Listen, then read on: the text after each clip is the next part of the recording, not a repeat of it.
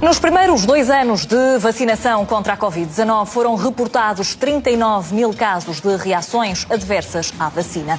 Hoje, na rubrica Investigação CM, damos a conhecer 3 desses casos. 3 vidas interrompidas por problemas graves de saúde que surgiram após a pandemia e a toma da vacina.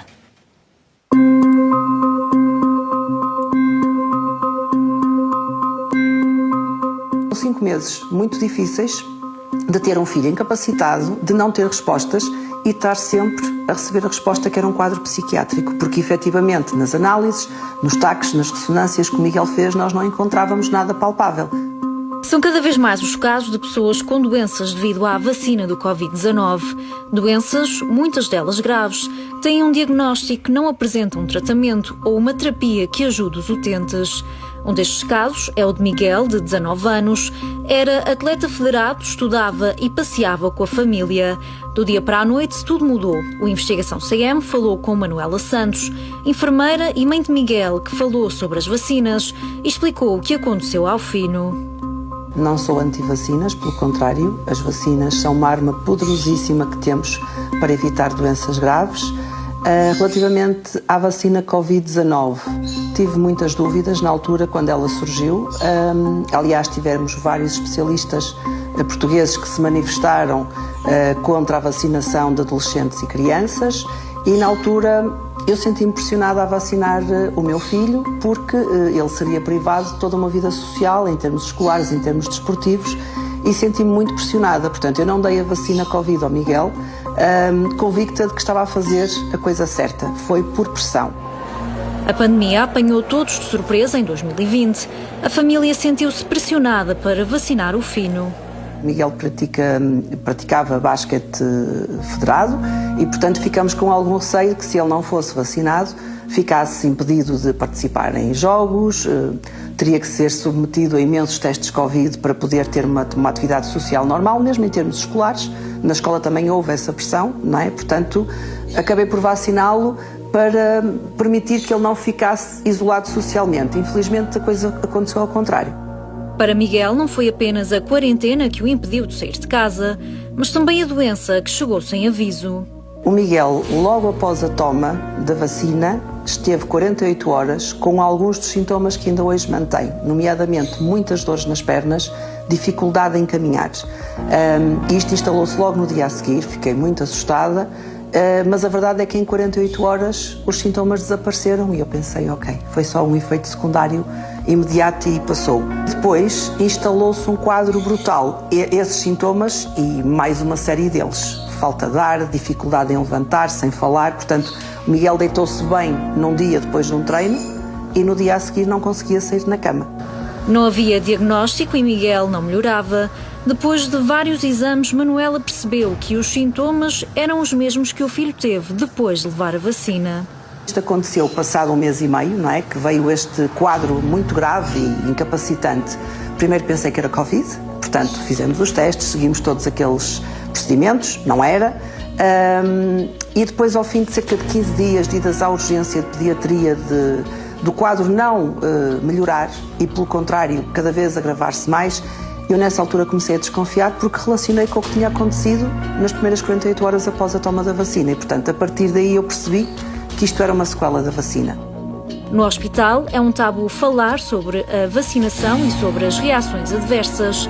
Quem comenta fala em segredo. Parece que é um tema tabu falar. Eu sou enfermeira, trabalho num hospital, lido com imensos médicos e quando se fala na vacina Covid fala-se baixinho. O que é estranho, porque não faz sentido. Todos os medicamentos e todas as vacinas podem dar efeitos secundários e, portanto, não percebo porque é que nesta situação parece que estamos a falar de uma coisa que é quase proibida. As conversas feitas em segredo não deram espaço para Miguel conseguir ter um diagnóstico. Os médicos apontavam para um quadro psiquiátrico. 5 meses muito difíceis de ter um filho incapacitado, de não ter respostas e estar sempre a receber a resposta que era um quadro psiquiátrico, porque efetivamente nas análises, nos taques, nas ressonâncias que o Miguel fez, nós não encontrávamos nada palpável. Acabou por ir ao psiquiatra, mas Manuela sempre desconfiou que a doença não se tratava de uma doença mental. Depois de ser avaliado por outro médico, a família descobriu que Miguel sofre de encefalomielite miálgica. Ele foi ao psiquiatra, só que quando chegávamos ao psiquiatra, o psiquiatra dizia que o Miguel não tinha nada. de que ele pudesse fazer um diagnóstico e acompanhar, e devolvia-nos e dizia: os meus colegas que estudem este caso melhor, porque isto não é um quadro psiquiátrico. E foram 5 meses até finalmente encontrar um médico que olhou para o Miguel, percebeu o que é que ele tinha, perguntou-me logo se ele tinha feito a vacina de Covid, e eu achei estranho, pela primeira vez um médico a falar abertamente sobre isto, e pronto, e tivemos o diagnóstico de encefalomielite miálgica. Como enfermeira, Manuela Santos explicou à Investigação CM do que se trata esta doença. Pode ser provocada por vírus, agora começa-se a perceber que também pode ter uma causa vacinal e, portanto, no caso do Miguel, e hoje já é um dado adquirido na equipa médica que o acompanha, há uma correlação muito forte disto ter sido desencadeado pela vacina Covid. Miguel já apresenta melhorias, já consegue ser autónomo em casa, mas ainda há muitas limitações. Ele neste momento está melhor.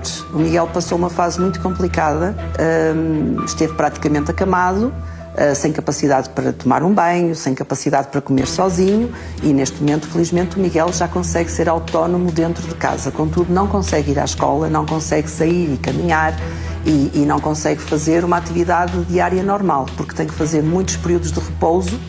A doença não é reconhecida em Portugal e por isso não há um diagnóstico, não há dados, nem há um tratamento. Outros países da Europa já estão muito avançados em estudos e em tratamentos sobre esta doença. Manuela contactou o Ifarmed, que não respondeu às tentativas de contacto, até o caso de Miguel chegar à comunicação social. Nós não temos qualquer acompanhamento para estes doentes. Em Portugal, a maioria dos profissionais de saúde desconhece sequer que esta doença existe. Portanto, nós temos países que já estão muito à frente e que já têm inclusivamente guidelines para o diagnóstico e tratamento, como é o caso do Reino Unido, aqui ao lado. Foi no Reino Unido que fui procurar ajuda para o meu filho. Em Portugal não temos neste momento nada para estes doentes. Estes doentes estão perdidos, têm que recorrer ao setor privado. Já temos alguns médicos que começam a interessar-se e a estudar e a ajudar estes doentes, mas tudo a nível privado. O Sistema Nacional de Saúde não tem resposta para estes doentes e muitos doentes, como foi o meu caso, recorrem fora para pedir ajuda de médicos especializados para este acompanhamento. Miguel está a tomar medicamentos que têm apresentado melhorias.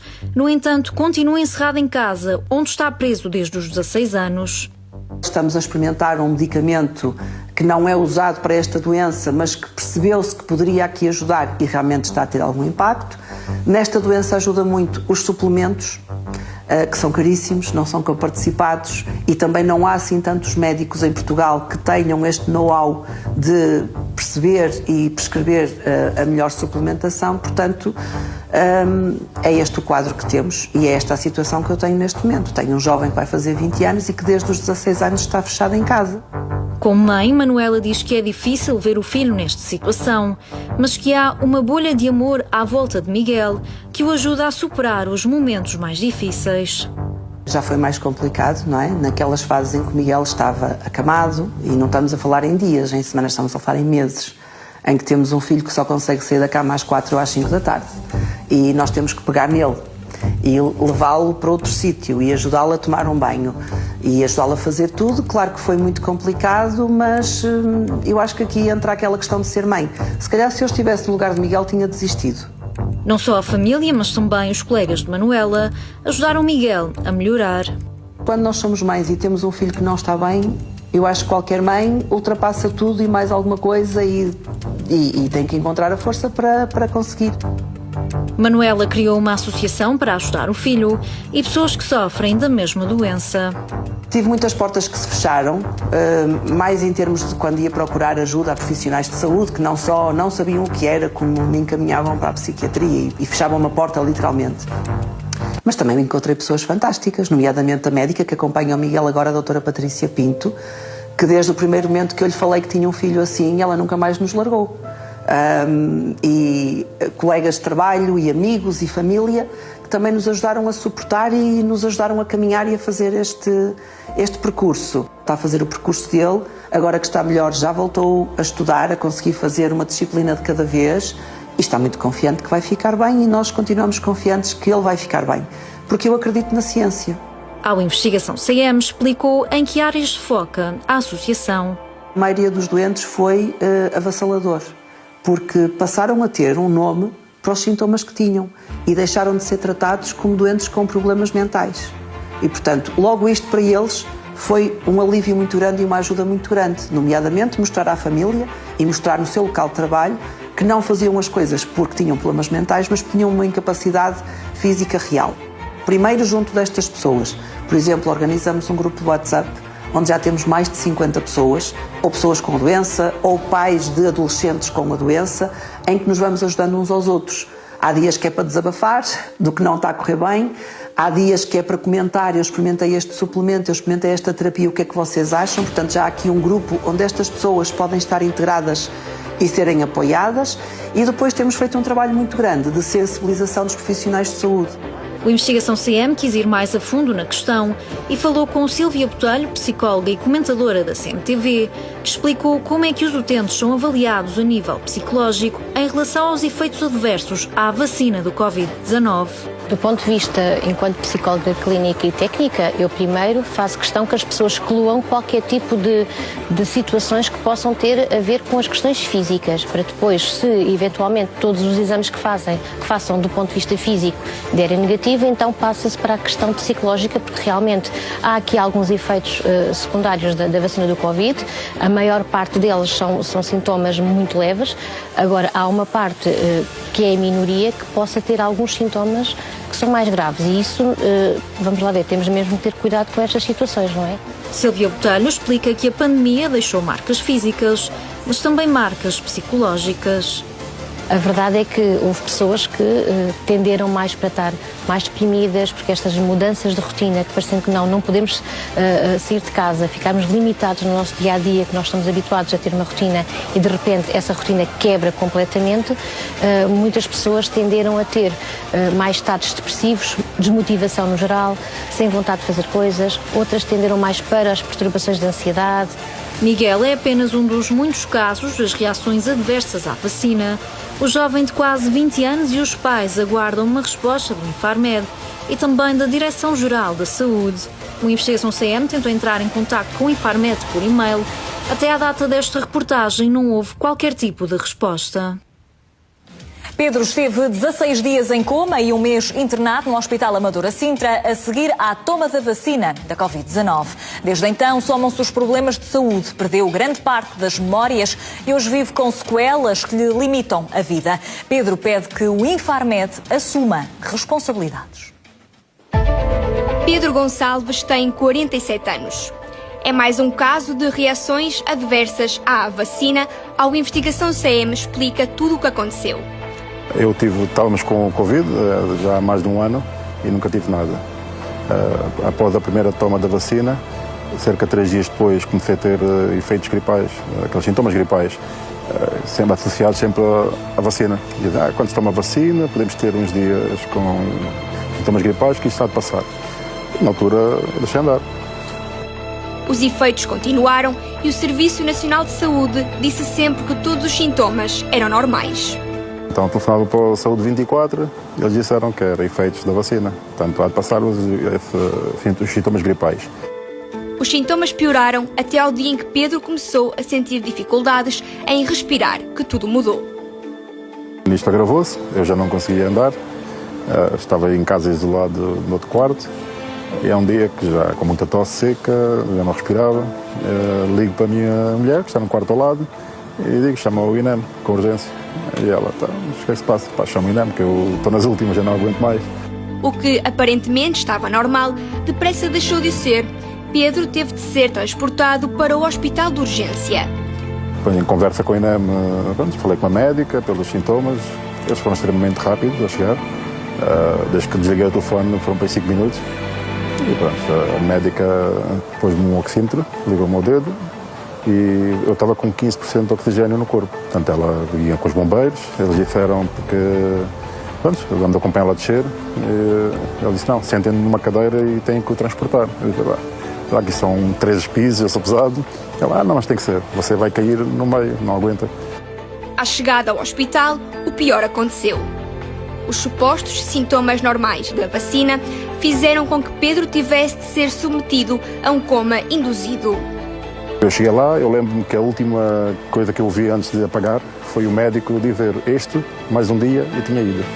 Fui posto em coma induzido, fui entubado e assim estive durante 16 dias. Esteve 16 16 dias em coma, exatamente. Para tentar reviver tudo, tentar lembrar-me das coisas, que só aos poucos ia escrevendo para me tentar lembrar. E muita coisa que já não me lembro, perdi. Foram 16 dias em coma. Pedro acordou, sabia onde estava e quem era, mas não sabia o que tinha acontecido. Teve de aprender tudo de novo, nomeadamente aprender a andar.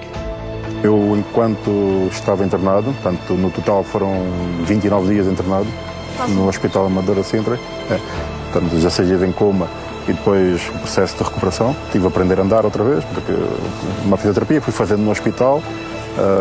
Quando não conseguia andar, perde massa muscular, eu perdi cerca de 14, 15 quilos enquanto lá estive internado. Tinham que me lavar com uma esponja, tinham que me levar à casa de banho, tinha tudo. Mas quando achava que tudo tinha voltado à normalidade, uma convulsão deixa novamente a família em alerta. Quase na parte final do meu internamento, há um dia que eu estou deitado na cama e a enfermeira diz: "Está tudo bem?" Eu tranquilo. Sente-se bem, sabe onde é que está, sabe o seu nome. Eu, já estava numa fase bem mais avançada, não estava a estranhar as perguntas. Ela: "Você teve uma convulsão." Não sentiu nada, mas depressa chegou o resultado. Pedro teve o primeiro ataque de epilepsia. Foi tratado como um caso isolado. A justificação foi que o ataque de epilepsia podia ter sido provocado pelo coma induzido. Teve um ataque de epilepsia. Disse: "Está a brincar comigo, então estou bem, não sinto nada." Só não teve. Teve cerca de 2 minutos e meio com convulsões. Nisto levaram-me para fazer um eletroencefalograma à cabeça e não foi detectado nada. Passaram-se 29 dias. Pedro teve alta e foi para casa sem nenhum diagnóstico. Não sabia que 2 dias depois de ter alta ia regressar ao hospital. Eles disseram: "Ok, vamos tratar disto como um caso isolado", que eu tive submetido a muita medicação. Estar entubado, apanhei uma microinfecção pulmonar derivada aos tubos. Depois fui submetido a uma dose muito grande de medicação. A mulher de Pedro, que estava com ele em casa, apercebeu-se do que estava a acontecer e chamou os bombeiros. Ao fim de 2 dias de estar em casa, voltei a ter outro ataque de epilepsia. A mesma situação, ainda lembro-me bem, estava no sofá a ver um jogo de futebol e também dou com a minha mulher a perguntar-me: "Está tudo bem, como é que te chamas?" Aquelas perguntas, disse: "O que é que se passa aqui outra vez?" Não sinto quando vou ter, não sinto quando acordo, não me lembro que tive um ataque, não sinto nada. Foram 2 ataques de epilepsia seguidos sem aviso prévio. Ela disse: "Tu tiveste um ataque de epilepsia." Eu já chamei os bombeiros. "Eu, estás a brincar?" "A sério? Tu estás a mordeste a língua, sangraste a boca. Tu caíste para o lado, na almofada, a almofada cheia de sangue." E eu olhei, realmente, estava a almofada, de sorte que eu caí, estava sentado e caí para o lado. Os bombeiros chegam, eu levanto-me do sofá para receber os bombeiros e não me lembro mais nada. Dou comigo outra vez com os bombeiros a perguntar como é que está. Portanto, quando os bombeiros chegam e eu levanto-me, tive outro ataque ali à frente dos bombeiros. Foi dada uma medicação, mas era muito fraca para o que começou a acontecer com muita frequência. Recorreu ao hospital privado. Deram-me então uma medicação, mas era muito fraca para o meu tamanho e peso. Eu fui ao médico particular e ele quase que duplicou a dose. Ele disse: "Não, você é muito grande e tem muito peso, você tem que ter medicação mais forte." Pedro chegou a ter ataques enquanto dormia. Quando acordou, não se conseguia mexer. Mesmo assim, ainda voltei a ter um outro ataque, o que me levou depois a dormir, me levou a fraturar, fiz uma luxação do ombro. Estava a dormir e Também não deu conta. também não dei conta. Estava a dormir, só acordo com dores, nem me conseguia levantar. Foi transportado novamente para o hospital e submetido a uma cirurgia. Eu disse: "Não consigo mexer, não consigo mexer." Eu nem sabia o que era, nem sabia se era daqui, era uma dor geral que nem sabia o que era.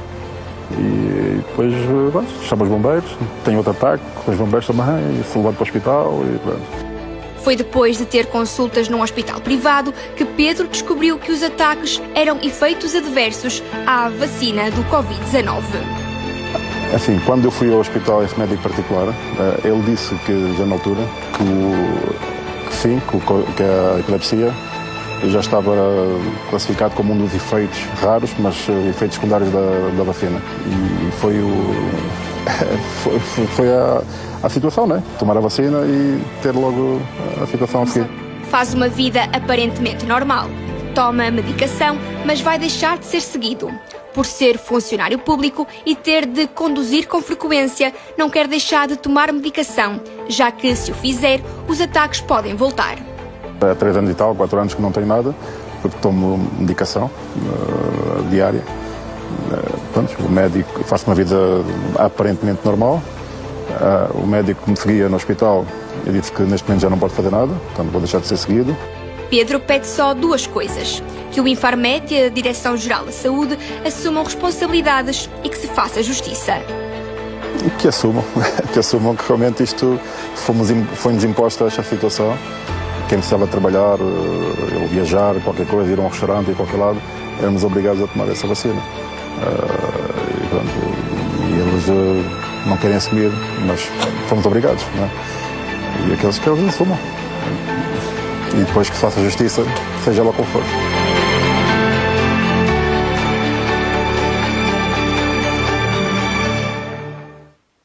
Rodrigo tem 18 anos, viu a vida parada depois de tomar a vacina contra a Covid-19, tem atualmente 80% de incapacidade. Os pais explicam como é o dia-a-dia de um jovem que viu os seus sonhos roubados depois da pandemia.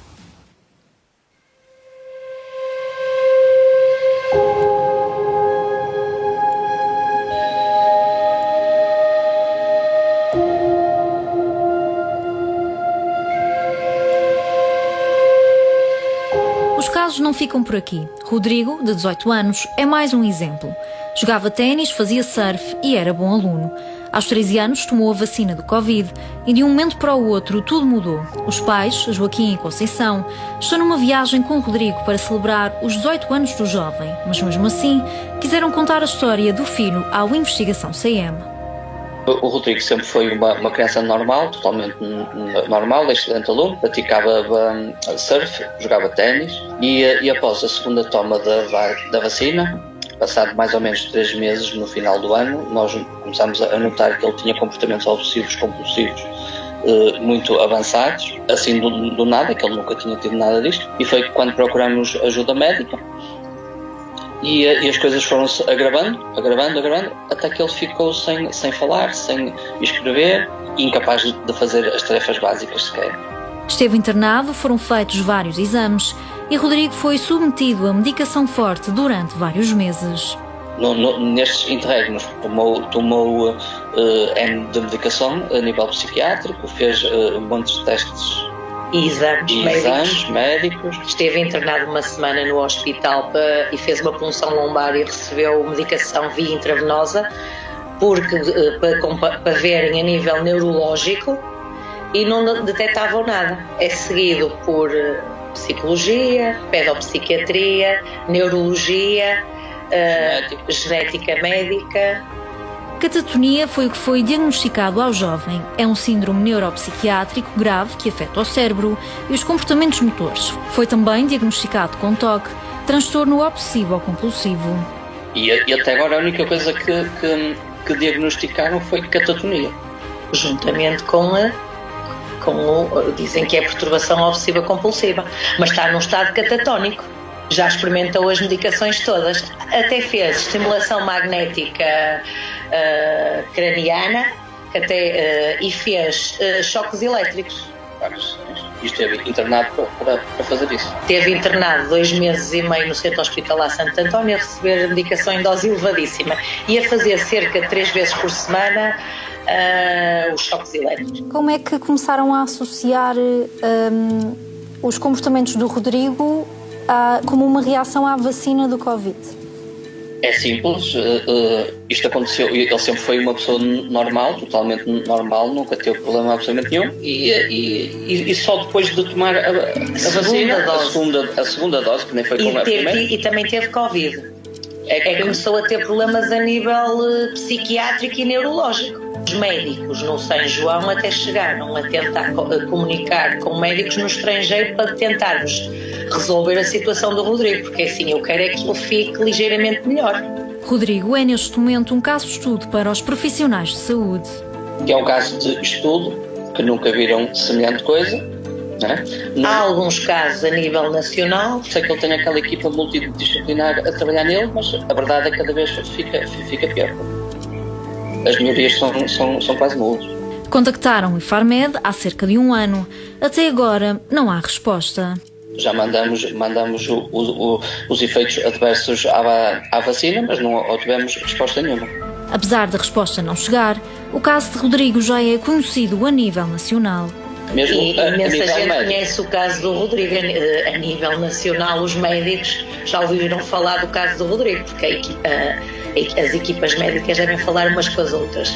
Os médicos não assumem o caso como efeito da vacina. Não ponham isso de parte, nenhum deles pôs isso de parte, mas também não assumiu. Joaquim teve de fechar a empresa que tinha e dedicar-se ao filho que tem 80% de incapacidade. Pois, entretanto, eu tinha uma empresa, fechei a minha empresa para estar com o Rodrigo, porque ele precisa de alguém. Da parte da manhã ainda vai à escola e consigo levar à escola e ele tem lá uma professora com ele em algumas aulas. Mas depois à tarde eu tenho que estar com ele precisa de estar sempre com alguém. Rodrigo faz fisioterapia, terapia da fala e terapia ocupacional. Apresenta algumas melhorias.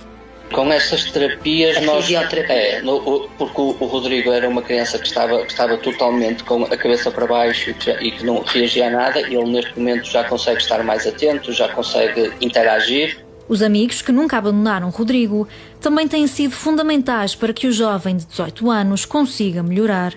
E tem a ajuda também dos colegas dele, que são colegas e amigos desde a pré e que o acompanham até hoje. A vida mudou não só para Joaquim e Conceição, mudou também para Rodrigo, um atleta com vários sonhos. É um mundo virado do avesso. A nossa vida girou assim de um momento para o outro, é óbvio. Não é? É uma coisa que ninguém espera. Uma coisa é ele ter nascido assim, não é? Outra coisa é ser totalmente normal e de um momento para o outro, sem mais nem menos, nós tínhamos um Rodrigo e ficamos com outro Rodrigo. Foi assim uma mudança muito radical, não só na vossa vida, mas também na vida do Rodrigo. Principalmente na vida do Rodrigo. O que pedem é simples, uma resposta e um apoio. O que vocês esperam, que tipo de resposta é que vocês esperam, não só da DGS, também no Infarmed, mas do Governo? O que nós queremos é assim, é um apoio, como é óbvio, porque agora estamos cá, mas quando nos tivermos, o que é que vai ser do Rodrigo, não é? Alguém tem que se responsabilizar por aquilo que aconteceu. As terapias não são comparticipadas, as respostas nunca chegaram. Rodrigo tem 80% de incapacidade e uma equipa médica dedicada ao seu caso.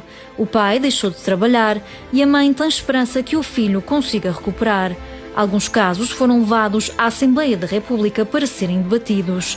A Comissão Nacional de Saúde vai fazer perguntas às entidades, mas até quando é que o Infarmed e a Direção-Geral de Saúde vão continuar em silêncio?